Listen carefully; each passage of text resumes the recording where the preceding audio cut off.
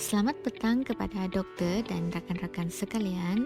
Kami daripada kumpulan satu yang terdiri daripada Muhammad Najmi bin Muhammad Zahir 272097, Ainatul Mardia binti Zulparmi 269883, Afifah Nabila binti Zakaria 272956, Nur Huda binti Zakaria 273329, dan Astika John 281002.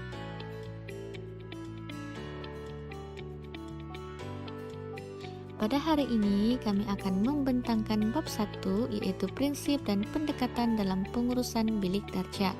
Dalam bab ini akan membincangkan yang pertama definisi pengurusan bilik darjah, yang kedua pengurusan bilik darjah bagi bilik darjah yang berpusatkan pelajar, dan yang ketiga adalah isu dalam mengaplikasikan pengurusan bilik darjah berpusatkan pelajar, dan yang terakhir adalah kesimpulan.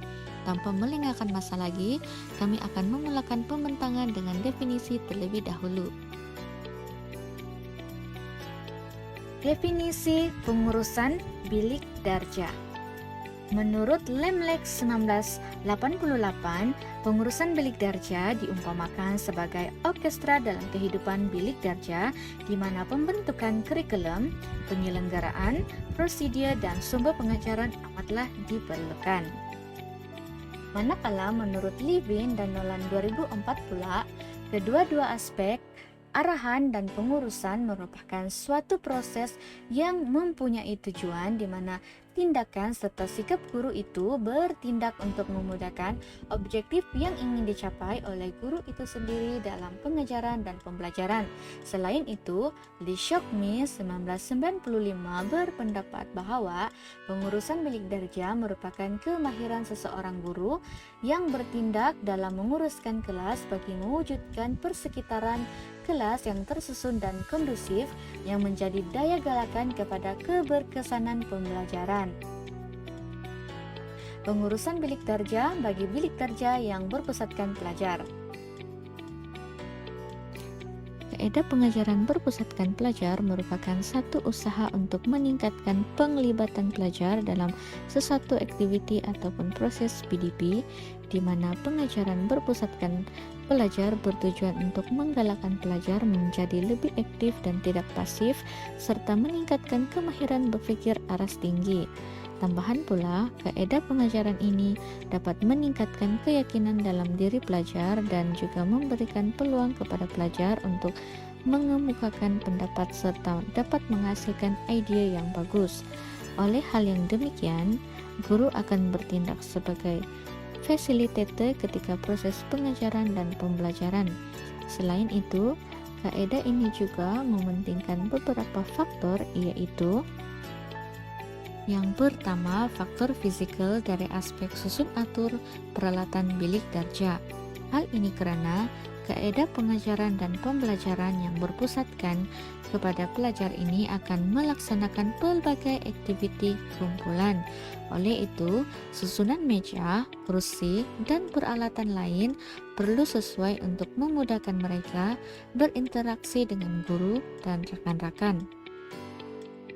Yang kedua, faktor fisikal dari aspek kelengkapan bilik darjah. Kelengkapan bilik darjah yang mencukupi juga penting dalam menguruskan bilik darjah yang berpusatkan kepada pelajar. Sebagai contoh, kemudahan LCD dapat memudahkan pelajar untuk membuat pembentangan kumpulan. Yang ketiga, faktor teknikal, di mana ia meliputi kemahiran dan kecekapan guru dalam merancang penggunaan alat bantu mengajar untuk merangsang minat pelajar, di mana perancangan awal aktiviti perlu dilakukan dan perlu memikirkan aspek kemahiran berpikir aras tinggi dalam pelaksanaan aktiviti. Yang keempat, faktor sosial, di mana ia merujuk kepada corak interaksi pelajar dengan pelajar serta pelajar dengan guru dalam bilik darjah. Seperti yang kita tahu, setiap pelajar mempunyai latar belakang dan sifat yang berbeza, seperti pelajar yang bersifat pemalu dan pendiam. Oleh hal yang demikian, guru perlulah memainkan peranan dalam melibatkan semua pelajar secara aktif supaya tiada pelajar yang merasa terasing. Yang terakhir, faktor emosi, di mana ia merujuk kepada perasaan dan perspektif pelajar terhadap guru disebabkan sifat dan gaya guru mengajar.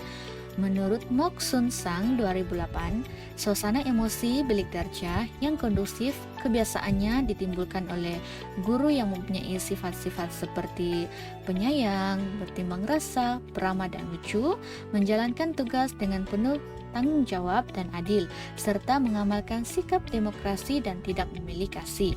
Oleh itu, guru perlulah menjadi role model kepada para pelajar untuk membentuk tingkah laku baik mereka.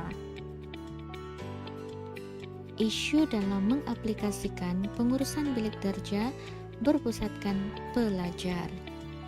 Seperti yang kita sedia maklum, pembelajaran abad ke-21 memberi penekanan kepada komunikasi, kolaborasi, critical, creativity, serta nilai murni dan etika. Oleh itu, susun atur bilik darjah akan berubah mengikut keperluan bagi meningkatkan kemahiran yang perlu ada pada setiap pelajar. Terdapat beberapa isu yang berlaku apabila guru mengaplikasikan pengurusan bilik darjah berpusatkan pelajar. Isu yang pertama adalah kos yang meningkat. Kursi dan meja di bilik darjah disusun secara berkumpulan. Hal ini bertujuan untuk memudahkan dan menggalakkan lebih banyak aktiviti berkumpulan dapat dilaksanakan semasa proses PDP. Akan tetapi, aktiviti berkumpulan yang dilaksanakan seperti gallery walk, sumbang saran dan lain-lain memerlukan lebih banyak peralatan dan alat tulis berbanding pembelajaran berpusatkan guru.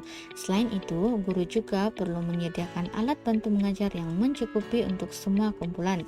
Sebagai contoh, guru ingin melaksanakan aktiviti gallery walk.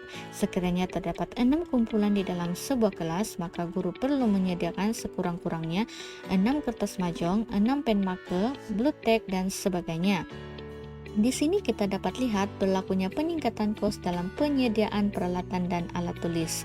Isu yang kedua adalah masalah pengawalan kelas. Meja dan kursi disusun dalam bentuk kumpulan bertujuan untuk memudahkan pelajar berinteraksi dan meningkatkan kemahiran komunikasi pelajar. Akan tetapi, perkara ini akan membuatkan suasana di dalam kelas menjadi lebih bising.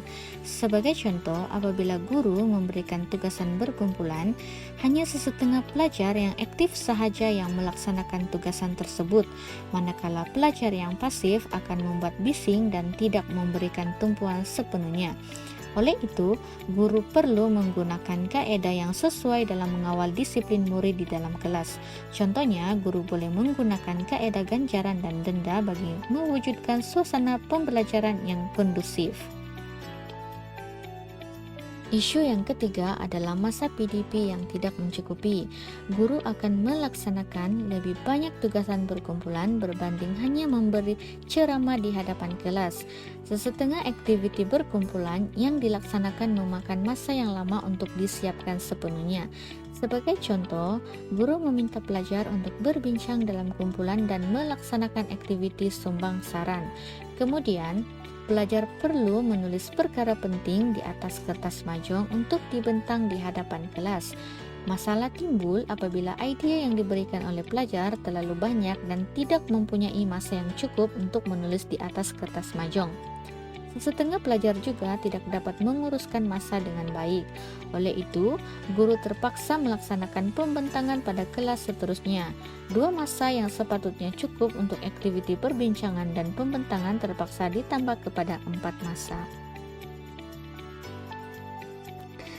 Kesimpulannya, seseorang guru yang menggunakan kaedah ini bukan sahaja dinilai melalui kemahiran dan teknik pengajaran, malah sasya guru tersebut juga memainkan peranan. Guru perlu bertindak sebagai fasilitator dan memasukkan faktor-faktor fisikal, teknikal, sosial, dan emosi dalam sesi pembelajaran.